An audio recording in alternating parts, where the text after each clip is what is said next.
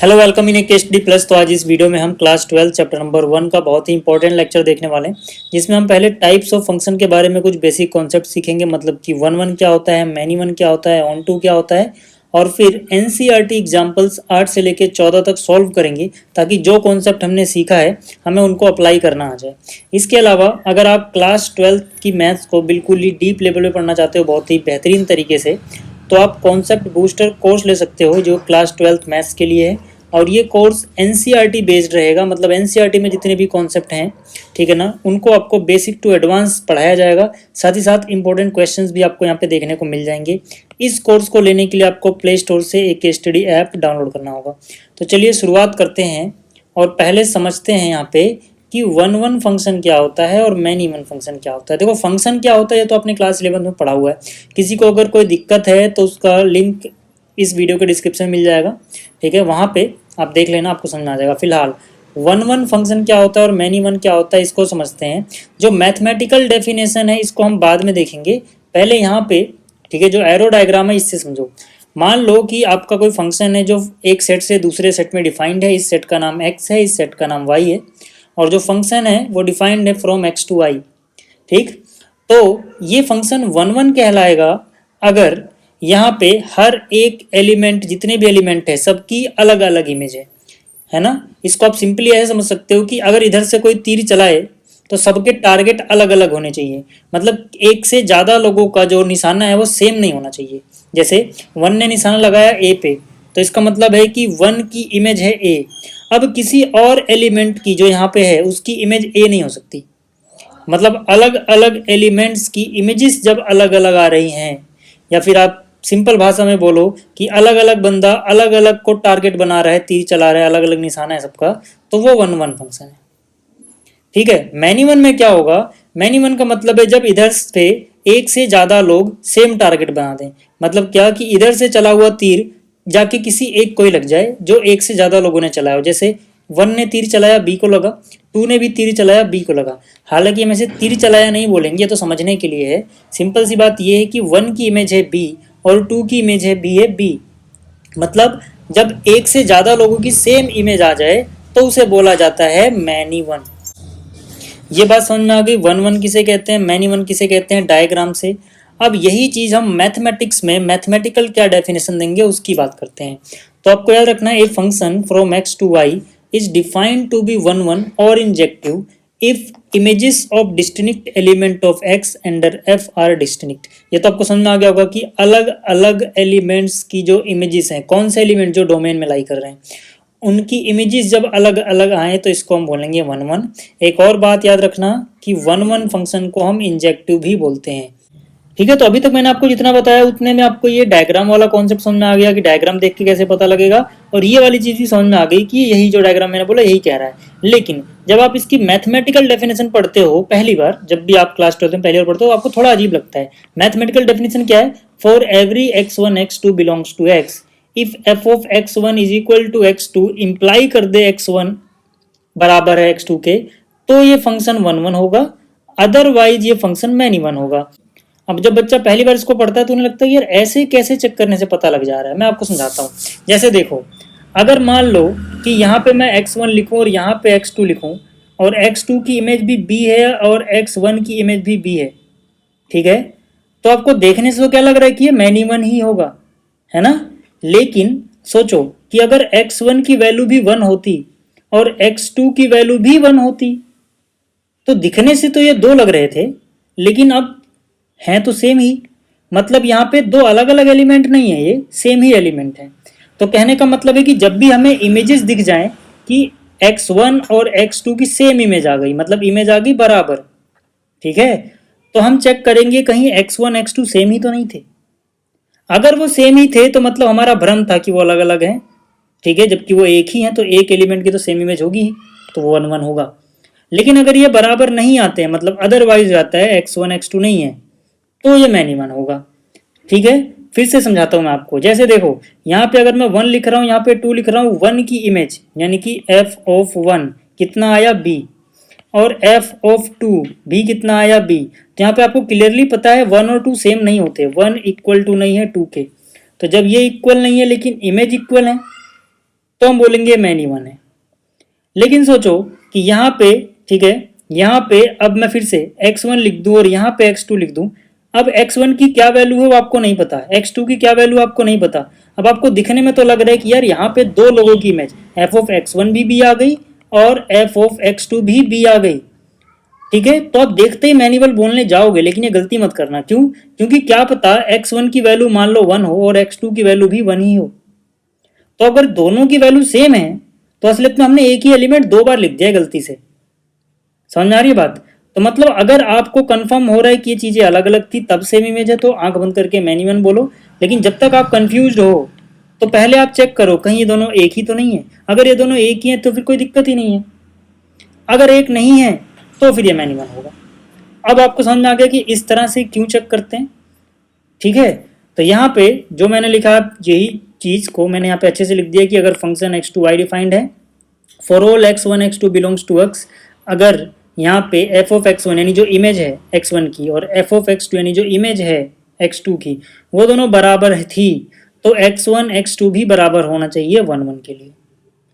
अगर बराबर नहीं आ रहे मतलब x1 x2 अलग अलग चीजें हैं, जैसे एक की वैल्यू अलग दूसरे की वैल्यू अलग और फिर भी इमेज सेम है, तो अगर अलग अलग चीजें थी उनकी इमेज सेम थी तो मतलब वो मैनी वन है। जैसे यहाँ पे अलग अलग चीजें थी उनकी इमेज सेम थी। क्लियर हो गई ये चीज? जैसे ही आपको इतना समझ में आया मैनी वन वाला और 1 1 वाला कॉन्सेप्ट, अब आपको एक और चीज सीखनी है, ऑन टू क्या होता है, ठीक है। ऑन टू फंक्शन को याद रखना हम सरजेक्टिव भी कहते हैं, ठीक है। अब देखो ऑन टू का क्या मतलब है, पहले आप डायग्राम समझो। अभी जो यहाँ लिखा है इसको भूल जाओ, इस पर ध्यान मत देना, ठीक है। आप ऑन टू समझो पहले।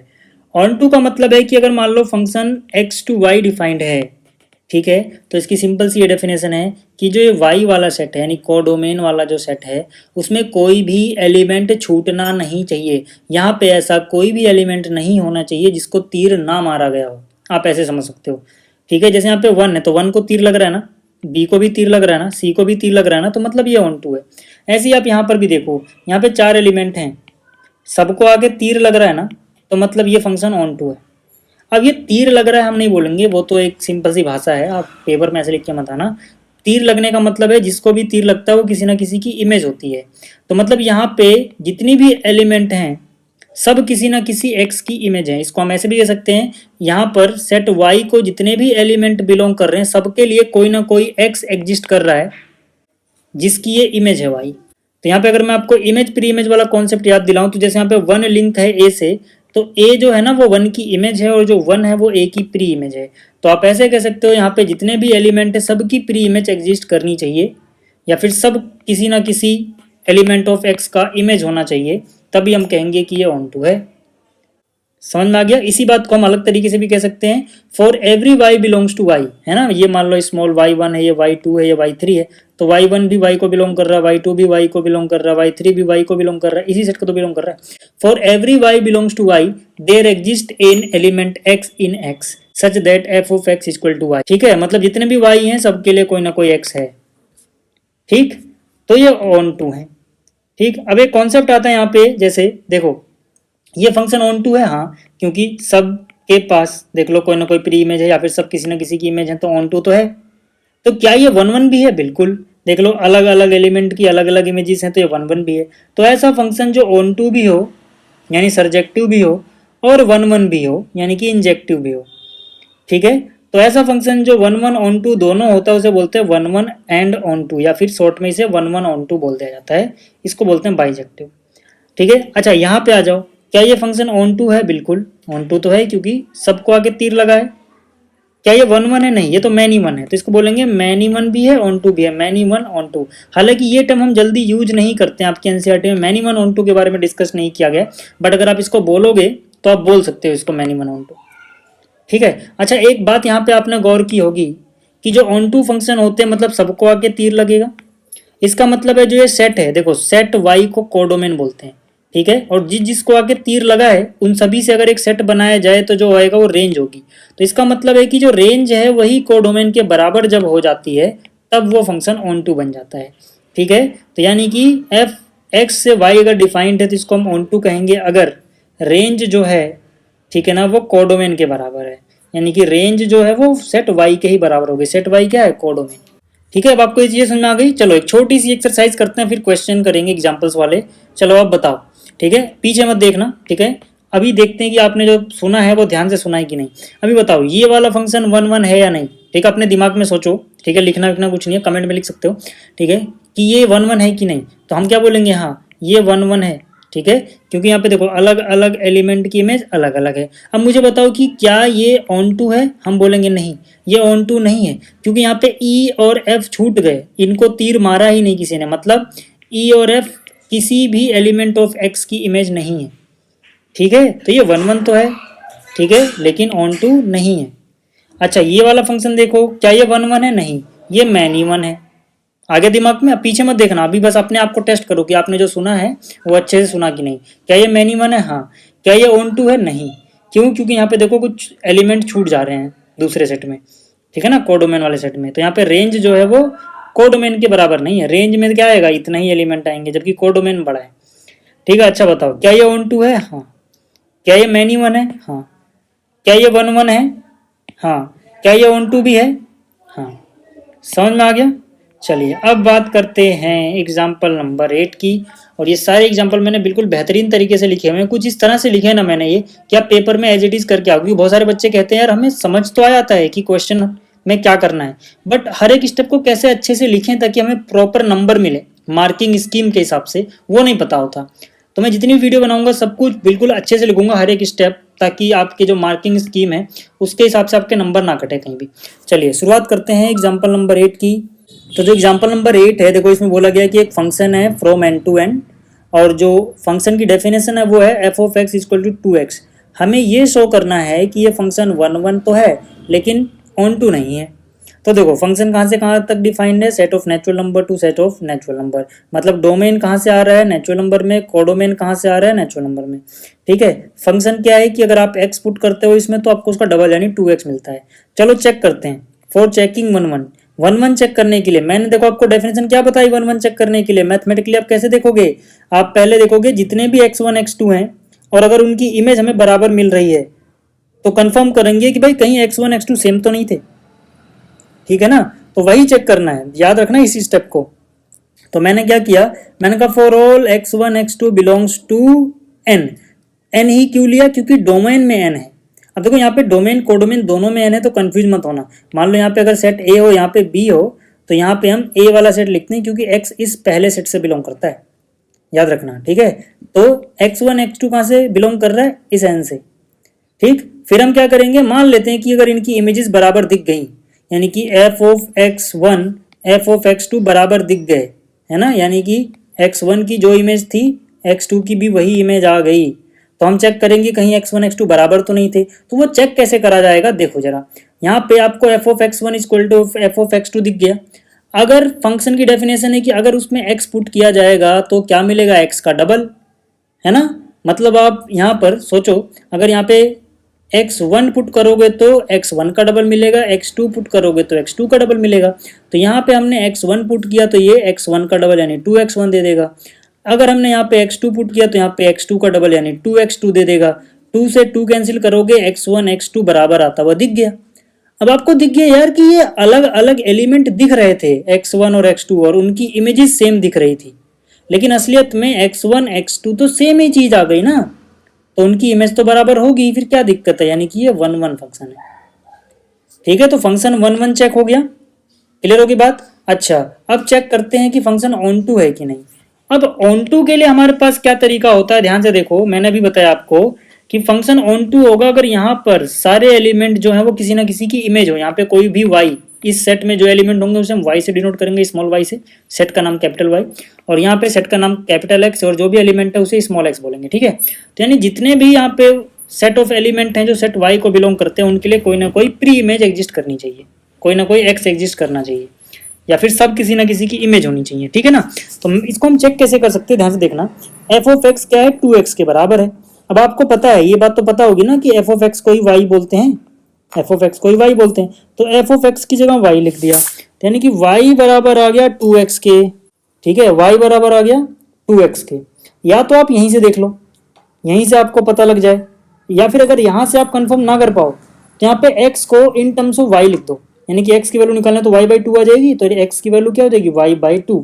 यहाँ से आपको ज़्यादा नजर आता है, हालांकि हर बार यहाँ तक करो ऐसा जरूरी नहीं है, ठीक है ना, इस स्टेप से भी देख के पता लग जाता है, बट यहाँ से आपको ज़्यादा क्लियर होगा कि भैया देखो y बिलोंग करता है यहाँ से, x बिलोंग करता है यहाँ से, ठीक है, यानी y कोई नेचुरल नंबर है।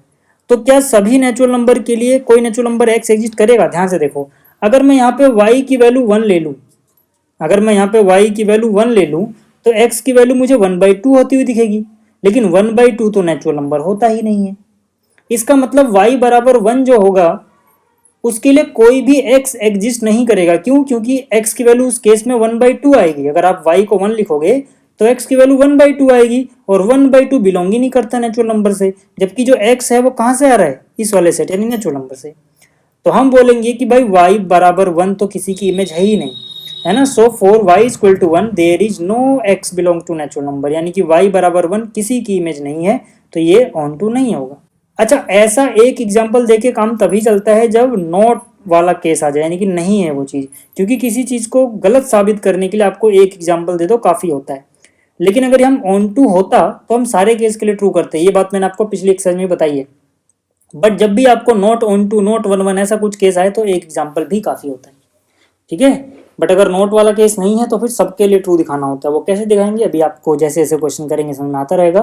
फिलहाल ये बताओ कि ये वाला समझ में आया कि नहीं, ठीक है। समझ में आता रहे तो कमेंट कर देना, ताकि मुझे पता लगता रहे कि आपको समझ में आ रहा है।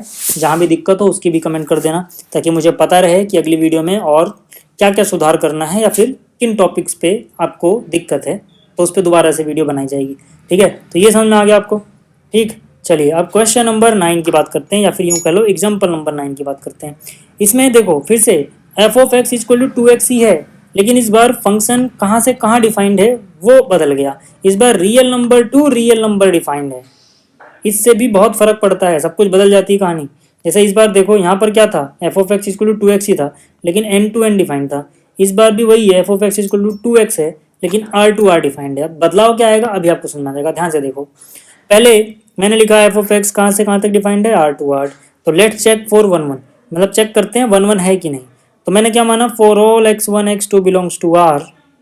मान लेते हैं कि अगर कभी ऐसा केस बना कि F of x1 F of x2 के बराबर आ जाए, है ना। एफ ऑफ x1 का मतलब क्या हो गया, y1, क्योंकि एफ ऑफ x को ही y बोलते हैं, है ना। ऐसे भी समझ लो कि अगर y1 और y2 दोनों y सेम आ गए तो हम चेक करेंगे क्या ये x सेम थे या अलग थे।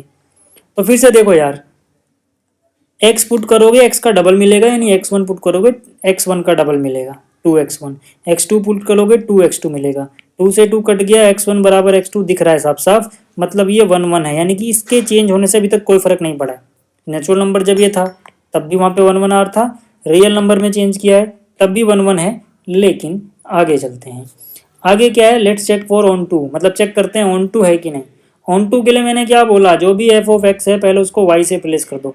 तो एफ ऑफ एक्स बराबर है 2x। ऑन टू चेक करने का तरीका, इसको रिप्लेस करेंगे y से, तो y बराबर हो जाएगा जनाब 2x। तो x को रिप्रेजेंट करना इन टर्म्स ऑफ y, ये स्टेप सेम रहते हैं, ठीक है। तो y बराबर x बराबर आ गया y/2, क्योंकि 2 डिवाइड में जाएगा। अब मुझे एक बात बताओ, जैसे पिछली बार मैं x की जगह 1 लिख रहा था तो ये 1/2 हो जा रहा था, यानी कि y की जगह 1 लिख रहा था, तो y बराबर 1 होने पे x बराबर 1/2 हो रहा था, जो कि नेचुरल नंबर नहीं था, इसलिए दिक्कत थी। लेकिन इस बार तो x नेचुरल नंबर है ही नहीं, इस बार तो x रियल नंबर है। तो अगर मैं इसकी जगह 1 रखूंगा तो 1/2 रियल नंबर है, यानी कि y बराबर 1 की इमेज हो जाएगी 1/2, है ना। 1/2 यहाँ पे बिलोंग करता है। तुम सोचो कि यहाँ पे y को हम कुछ भी पुट करें, अगर वो एक रियल नंबर पुट करेंगे तो रियल नंबर डिवाइड बाई 2, यानी कि जो x की वैल्यू आएगी क्या वो रियल नंबर होगी, बिल्कुल। तो यानी अब यहाँ पे हर केस के लिए चेक करना है, तो हर केस के लिए हम कैसे बोलेंगे, जनरली हम बोल देंगे कि भैया यहाँ पे कोई भी y पुट कर दो, for all y belongs to r। यहाँ पे कोई भी y पुट कर दो, y का आधा यानी कि y डिवाइड बाई 2 भी रियल नंबर ही आएगा, जो कि है x, और x भी क्या है, रियल नंबर। तो मैंने वही कहा कि कोई भी y पुट कर दो जो रियल नंबर होगा, है ना। y/2 भी रियल नंबर है, और यही y/2 किसके बराबर है, x के। तो इसका मतलब फंक्शन ऑन टू है। क्यों? क्योंकि हर y की इमेज, हर y किसी ना किसी की इमेज है। समझ में आ गया? या फिर यूं कह लो हर y की प्री इमेज एग्जिस्ट कर रही है, तो इसका मतलब है function is 1 1 and onto. यहाँ पे 1 1 भी है, ऑन टू भी है। क्लियर हो गया। अच्छा, अब देखो जो एग्जांपल नंबर 10 है काफ़ी आसान सा, इसमें function N to N defined है। एफ ऑफ 1 और एफ ऑफ 2 दोनों की वैल्यू सेम आती है 1, ठीक है। और एफ ऑफ एक्स डिफाइंड है कुछ इस तरह से कि एफ ऑफ एक्स है एक्स माइनस 1, लेकिन ये है for every x greater than 2, यानी कि जब एक्स ग्रेटर देन 2 होगा तभी ये वाली डेफिनेशन लगाओगे, नहीं तो ये वाली लगाओगे, ठीक है। हमसे बोला गया है कि शो करो कि ये ऑन टू तो है लेकिन 1 1 नहीं है, तो 1 1 तो नहीं यहीं से दिख रहा है ना। एफ ऑफ 1 भी 2 है, एफ ऑफ 1 और एफ ऑफ 2 दोनों ही 1 है, ठीक है। तो हम बोलेंगे यार कि एफ ऑफ 1 और एफ ऑफ 2 दोनों ही बराबर हैं, यहाँ तो क्लियरली दिख रहा है ना, जैसे इसको x1 से रिप्लेस करो इसको x2 से, तो F of x1 F of x2 same है, लेकिन x1 x2 सेम नहीं है तो दिख रहा है ना, चेक करने की जरूरत ही नहीं है क्योंकि यहाँ पे 1 और यहाँ पे 2 है, तो 1 और 2 तो बराबर नहीं होता ना, ठीक है ना। तो हम क्या बोलेंगे, हम कहेंगे यहाँ पे एफ ऑफ 1 और एफ ऑफ 2 दोनों तो बराबर गिवन है हमें, लेकिन जो x1 की वैल्यू है यानी कि 1 और जो x2 की वैल्यू है यानी कि 2, ये तो बराबर नहीं है। साफ दिख रहा है तो अलग तरीके से क्यों चेक करेंगे, सीधा सीधा दिख रहा है तो हम बोल देंगे फंक्शन इज नॉट 1 1। फिर से बोल रहा हूँ, देखो इसको x1 इसको x2 समझो, तो यहाँ पे x1 और x2 बराबर नहीं है दिख रहा है, ठीक है, तो ये 1 1 नहीं होगा। अच्छा, चेक करते हैं ऑन टू के बारे में। अब ऑन टू के लिए कैसे चेक करोगे, ध्यान दो, फंक्शन की यहाँ पे दो डेफिनेशन है, जब x 2 से बड़ा है तब है ये वाली डेफिनेशन, लेकिन अगर x की वैल्यू 1 है या 2 है तब है ये वाली डेफिनेशन। तो दोनों के लिए ऑन टू चेक करोगे, केस 1 केस 2 बना के। तो केस 1 में बोला जब, ठीक है, ये वाला केस है, इसमें या तो आप x को बोलो, ठीक है, कि x 1 या 2 होगा, x जो होगा 1 या 2 होगा, या तो ऐसे बोलो, या फिर जो y है भाई, जो f ऑफ x की वैल्यू आती है उसे तो y बोलते हैं, जो y है वो क्या है 1 है, ये वाला केस ले लो, या तो चाहे आप ये लिखो चाहे लिखो, एक से कम चल जाएगा। तो मैंने कहा जब इमेज 1 आ रही है या फिर जब x बराबर 1 है और 2 है, तब क्या हो रहा है, तब यहाँ पे हमें दिख रहा है कि एफ ऑफ 1 बराबर एफ ऑफ 2 है, ठीक है। तो यहाँ पे 1 के लिए, ठीक है, y बराबर 1 के लिए, ठीक है, यहाँ पे प्री इमेज एग्जिस्ट करती है, यानी कि 1 किसी ना किसी की इमेज तो है ना। इस बार हमें क्या चेक करना है कि इमेज कोई ऐसी ना हो, जैसे कोई एलिमेंट यहाँ पे ऐसा ना हो इस वाले सेट में जो किसी की इमेज ना हो। तो पहली बात तो 1 जो है वो किसी ना किसी की इमेज है, बल्कि दो लोगों की इमेज है, तो यहाँ तक तो ठीक है। अच्छा, केस 2 की बात करेंगे। अब केस 2 में मतलब क्या देखेंगे, अब हम ये वाली डेफिनेशन यूज करेंगे फंक्शन की। तो केस 2 जो होगा इसके लिए हम क्या बोलेंगे, जब इमेज 1 नहीं थी, क्योंकि इमेज 1 तो यहाँ पे आ गई ना, अब इमेज कुछ और आएगी। या फिर आप ये ना लिखो तो आप ऐसे लिख देना, जब x की वैल्यू 2 से बड़ी है। अगर आपको यहाँ से दिक्कत है तो आप ये वाली डेफिनेशन यूज करना, जब x की वैल्यू 1 और 2 है तब ये वाला केस है, जब x ग्रेटर देन 2 है तब ये वाला केस है, ठीक है। तो यहाँ पे हम फिर से वही क्या करेंगे जो अब तक करते आए हैं, यानी कि एफ ऑफ एक्स जो भी था वो लिखेंगे। तो एफ ऑफ एक्स क्या है, x minus 1, F of x को रिप्लेस कर देंगे y से, तो एफ ऑफ एक्स रिप्लेस हो गया y से, ठीक। तो जैसे ये y से प्लेस हुआ, यहाँ पे अब x in terms of y लिखो, यानी देखो x की वैल्यू -1 आएगा प्लस में, यानी x की वैल्यू हो जाएगी y प्लस 1, तो x की वैल्यू हो गई y प्लस 1।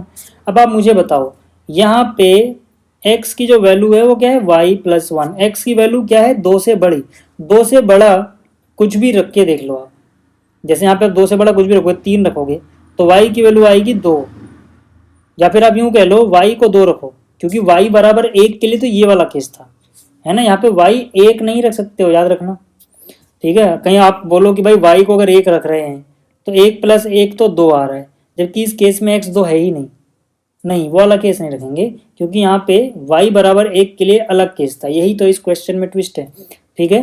तो यहाँ पे y बराबर 1 उत्तर था, तो यानी कि जब y 1 के बराबर नहीं है तब की बात करेंगे। और दूसरी बात, y नेचुरल नंबर में ही बिलोंग करना चाहिए, ठीक है। तो जितने भी नेचुरल नंबर आप रख सकते हो 1 के अलावा यहाँ पे रखो, जैसे आपने मान लो रख दिया 2, तो 2 और 1 3 होता है, तो x तो 2 से बड़ा नेचुरल नंबर है तो 3 भी होगा ही होगा कहीं ना कहीं।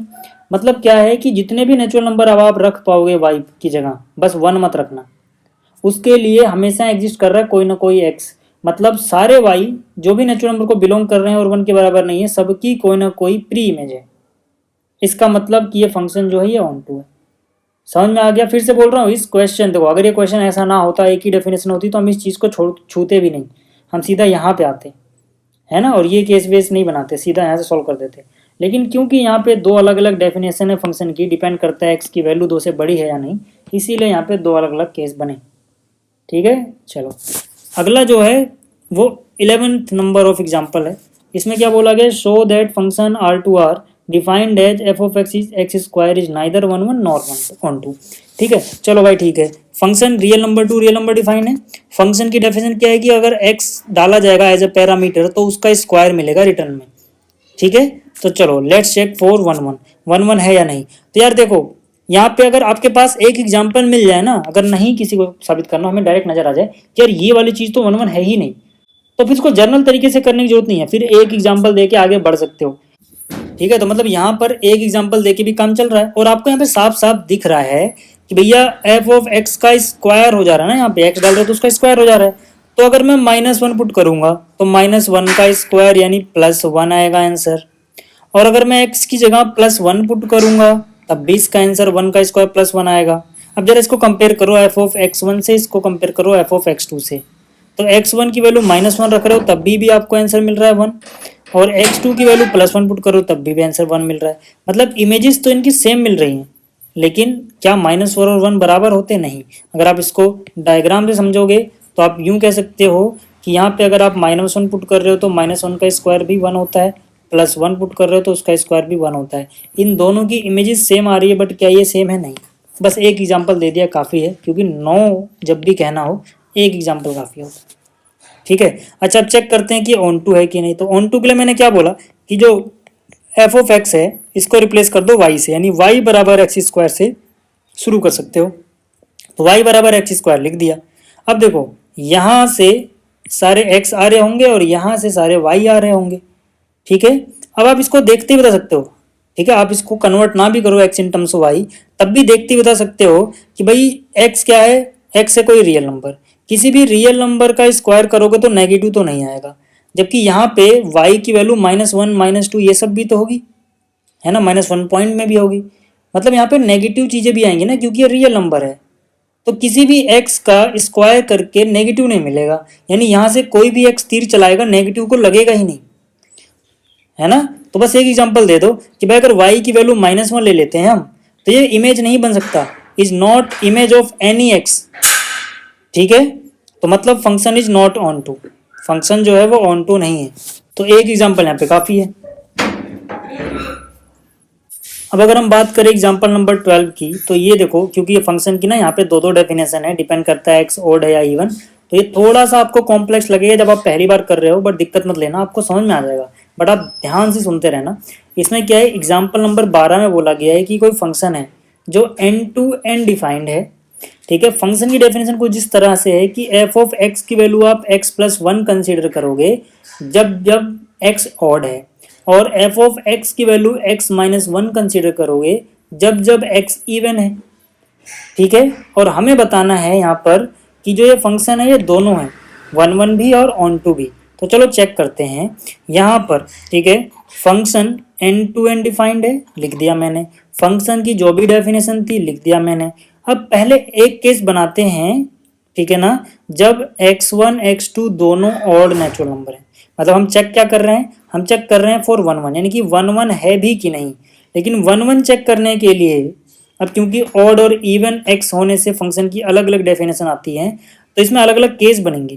पहला केस क्या बन सकता है कि x1 और x2 दोनों के दोनों ही ऑड नेचुरल नंबर रहे। तो मुझे एक बात बताओ, पहले हम क्या मानते हैं, लेट एफ ऑफ x1 बराबर एफ ऑफ x2। ये मानने के बाद हमें चेक करना होता है कि क्या x1 x2 बराबर आए या फिर नहीं आए। तो यानी ये स्टेप तो आपको याद होगा ना, 1 1 चेक करने के लिए शुरू में ही हम ये करते हैं। क्यों करते हैं ये भी समझा चुका हूं। तो मुझे बताओ, अगर यहाँ पे x1 ठीक है ऑड है, तो ऑड होने पे कौन सी डेफिनेशन लगेगी, ये वाली। अगर आप x पुट करोगे तो x+1 मिलेगा, तो x1 पुट करोगे तो x1+1 मिलेगा। ऐसे ही x2 भी क्या है, x2 भी इस केस में ऑड है, यानी यही डेफिनेशन मिलेगी, यानी x2+1। ठीक है, अब यहाँ से +1 से +1 कैंसिल, यानी x1 x2 बराबर दिख रहे हैं। तो मतलब फंक्शन इस केस में तो 1 1 है, function is 1 1 in this case, या इन केस 1 बोलो, क्योंकि अभी हमने सबके लिए चेक नहीं किया, इन केस 1। तो केस 1 में तो है, समझ में आ गया। अच्छा, अब 1 1 ही चेक कर रहे हैं, अभी मोन्टू की बात नहीं कर रहे, 1 1 ही चेक कर रहे हैं। लेकिन अब दूसरा केस क्या हो सकता है कि x1 x2 दोनों के दोनों इवन हो, है ना। अभी हम ऑन टू पे क्यों नहीं पहुंचे, क्योंकि हमने अभी सारे केसेस 1 1 वाले चेक थोड़ी किए हैं, पहले 1 1 खत्म होने तो फिर ऑन टू पे जाएंगे। तो x1 x2 दोनों के दोनों अगर इवन रहेंगे तो ये चीज़ तो सेम लिखोगे यार, बस डेफिनेशन बदल जाएगी। इवन के केस में डेफिनेशन है x माइनस वन मिलता है, यानी कि x1 पुट करोगे तो x1 माइनस वन मिलेगा, x2 भी इवन है पुट करोगे तो x2 माइनस वन मिलेगा। माइनस वन से माइनस वन कट गया, x1 बराबर x2 आ गया।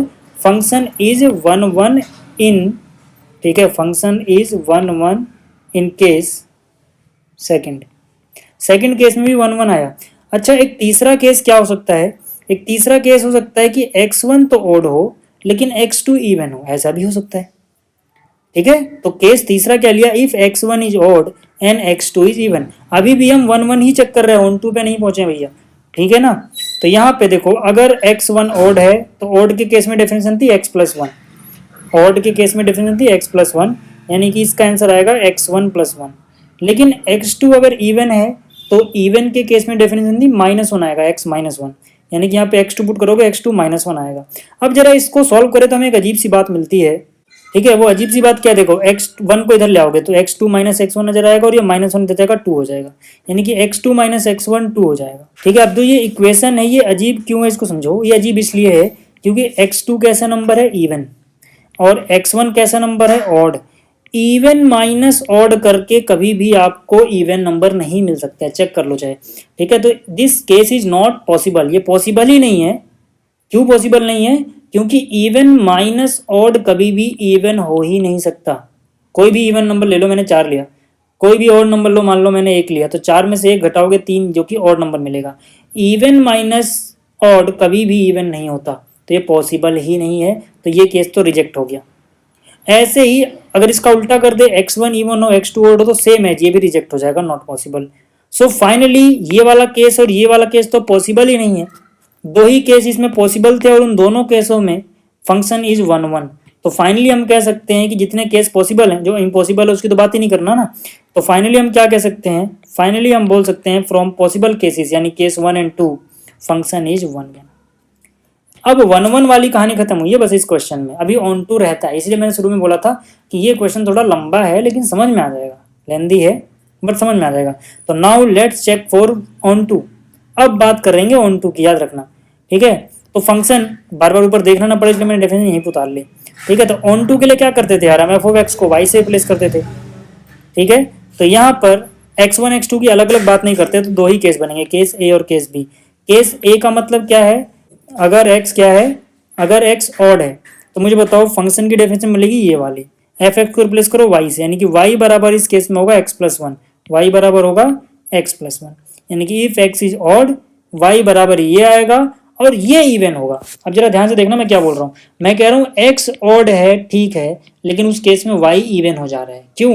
क्योंकि कोई भी ऑड नंबर लोगे भैया, उसमें एक जोड़ोगे तो वो इवन ही हो जाएगा, करके देख लो। अब यहाँ पे अगर x ऑड है और आप प्लस वन कर रहे हो ना, तो x प्लस वन जो आएगा यानी ऑड प्लस वन तो इवन हो जाएगा। तो मैंने वही लिखा है यहाँ पर, समझना इस लाइन को, कि केस ए में अगर मैं x को ऑड ले रहा हूँ तो y की वैल्यू ये मिल रही है, क्योंकि ऑड वाले केस में ये वैल्यू लेनी है, लेकिन ये वैल्यू जो मिल रही है मुझे ये इवन मिल रही है। क्यों? क्योंकि x ऑड है, ऑड प्लस वन इवन होता है। चलो ठीक है, अब चेक करते हैं इसको, ये आ गया। तो x बराबर क्या आया? y माइनस वन, क्योंकि वन को इधर ले जाओगे।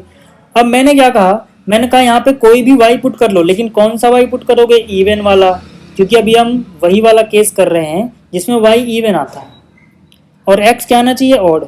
तो यहाँ पे कोई भी y इवन पुट करोगे sir, even minus one odd x ही बचेगा, और यहाँ पे है भी x ऑड, तो मतलब सब कुछ ठीक चल रहा है। तो हम बोलेंगे here y is even for every even y, ना यहाँ पे कोमा लगाना भूल गया, y इज इवन, ठीक है, y is even and for every y जो कि इवन होगा देयर एग्जिस्ट ऑड x, ठीक है। हर इवन y के लिए एक ऑड x एग्जिस्ट करता है जो कि नेचुरल नंबर को ही बिलोंग करेगा।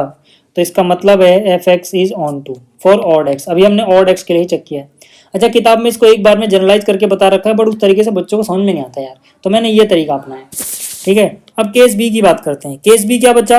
यहाँ पे एक्स ऑड था तो यहाँ पे एक्स इवन होगा। अगर एक्स इवन होगा तो एक्स इवन वाले केस में ये वाला डेफिनेशन लगेगा, ठीक है, यानी एक्स माइनस वन आएगी इस बार वाई की वैल्यू। अब भाई किसी भी इवन नंबर में से एक्स क्या है? इवन नंबर, उसमें से एक कम करोगे तो ऑड ही बचेगा, यानी कि इस केस में उन्हीं वाई के लिए चेक करना है जो वाई ऑड होंगे।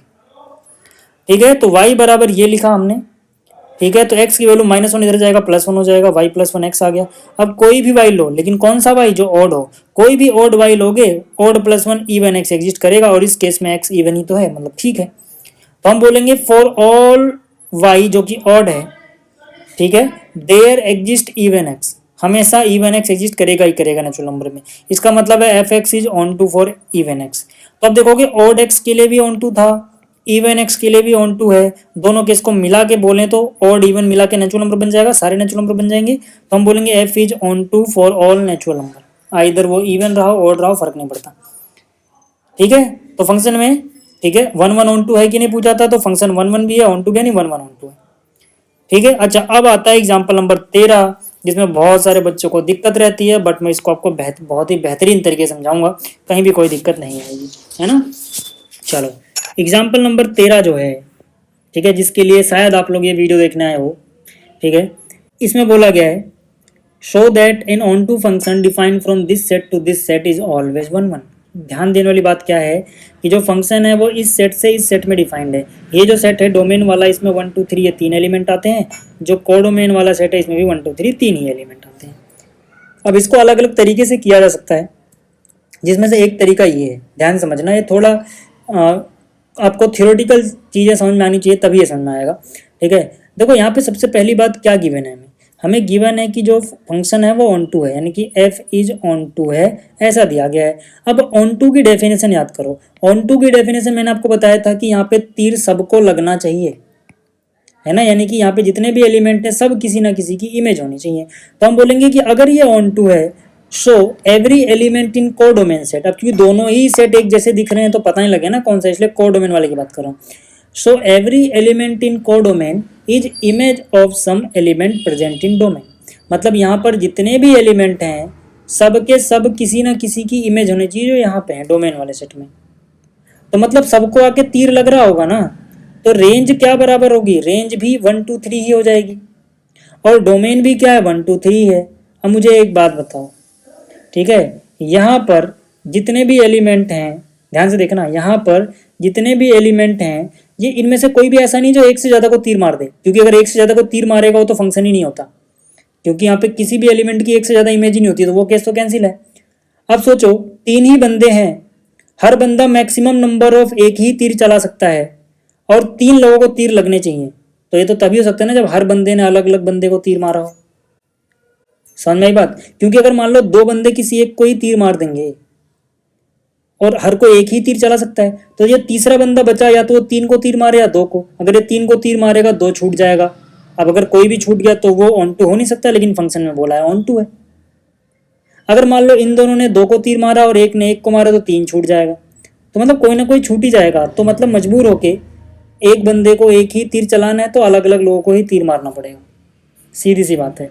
तो इसी चीज़ को हम ऐसे समझ सकते हैं कि भाई रेंज जो आई है उसमें 3 लोग हैं, और जो डोमेन है उसमें भी 3 लोग हैं, और हमें पता है कि each element in domain has one and only one image. One and only one image मतलब एक बंदा एक को ही तीर मार सकता है, और 3 लोगों को तीर मारना था क्योंकि रेंज में 3 एलिमेंट आ रहे हैं। तो ऐसा तभी हो सकता है जब फंक्शन 1 1 रहा हो। समझ में आई बात, ऐसा तभी हो सकता है जब फंक्शन 1 1 रहा हो। फिर समझ लो, तीनों लोगों को तीर लगना चाहिए, एक बंदा एक ही तीर चला सकता है, तो अगर कोई 2 बंदे एक ही बंदे को तीर मार देंगे तो कोई ना कोई पक्का बात है छूट ही जाएगा, जबकि कोई छूटना ही नहीं चाहिए, तो मतलब फंक्शन मस्ट बी 1 1। समझ में आ गया। इसको आप ऐसे भी कर सकते हो, या फिर जैसे एनसीईआरटी में दिया गया ना वैसे भी कर लेना। एनसीईआरटी में जो दिया गया वही मैंने आपको समझाया कि अगर कोई 2 बंदे सेम बंदे को तीर मार दें तो 2 लोग बचेंगे, और तीसरा बंदा किसी एक को ही तो मारेगा, कोई एक ना एक छूट ही जाएगा, जबकि छूटना नहीं चाहिए, वहां पे कॉन्ट्रडिक्शन हो जाएगी। इसीलिए ये 1 1 ही होना चाहिए। आप कैसे भी करो, चाहे ऐसे लिखो चाहे एनसीईआरटी से लिखो, लैंग्वेज आप कैसे भी लिखो, जो समझाना था वो मैंने समझा दिया, ठीक है। अच्छा, एग्जाम्पल नंबर 14 बहुत ही नकली सा सवाल है इसमें। एग्जाम्पल नंबर 14 में क्या बोल रहा है, show that a 1 1 function defined from this set to this set is must on to.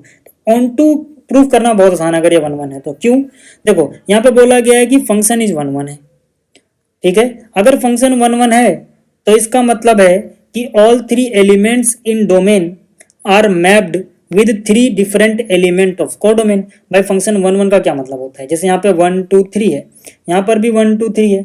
1-1 का मतलब है कि अलग अलग बंदे ने अलग अलग को तीर मारा है, तो अगर 3 बंदों ने तीर चलाए हैं तो 3 ही बंदों को तीर लगे होंगे, और यहाँ पे 3 ही बंदे हैं, 3 से ज्यादा बंदे ही नहीं है, यानी सबको तीर लग गया। सबको तीर लग गया मतलब हर एक बंदा यहाँ पे जो भी है वो किसी ना किसी की इमेज बन गया। ठीक है, तो वही मैंने लिखा है कि all 3 element in domain are mapped with 3 different element in codomain. अब इसमें भी 3 ही है, इसमें भी 3 ही है, इसका मतलब रेंज क्या है 1 2 3, कोडोमेन भी क्या थी 1 2 3, और आपको पता है कि रेंज और कोडोमेन अगर बराबर होते हैं तो वो ऑन टू फंक्शन होता है। या फिर आप ऐसे भी लिख सकते हो कि यहाँ पे तीनों बंदों को तीर लग रहा है तो every element in set of codomain is an image of some element of x, है ना, ऐसे भी लिख सकते हो। या फिर जैसे मैंने समझाया ऐसे भी लिख सकते हो कि रेंज भी 1 2 3 आ गई, कोडोमेन भी 1 2 3 आ गया, रेंज और कोडोमेन बराबर हो तो भैया फंक्शन ऑन टू ही होता है। ठीक है, तो उम्मीद करता हूँ कि आपको ये सारे के सारे क्वेश्चन समझ में आ गए होंगे। फिर से कह रहा हूँ आपको कि अगर आपको क्लास 12th मैथ बिल्कुल एडवांस लेवल पर पढ़नी है बहुत ही बेहतरीन तरीके से, तो आप कॉन्सेप्ट बूस्टर कोर्स ले सकते हो। इसके लिए आपको प्ले स्टोर से एक स्टडी ऐप डाउनलोड करना है। तो इस वीडियो में इतना ही, जल्दी मिलेंगे अगली वीडियो में। इस वीडियो को देखने के लिए धन्यवाद।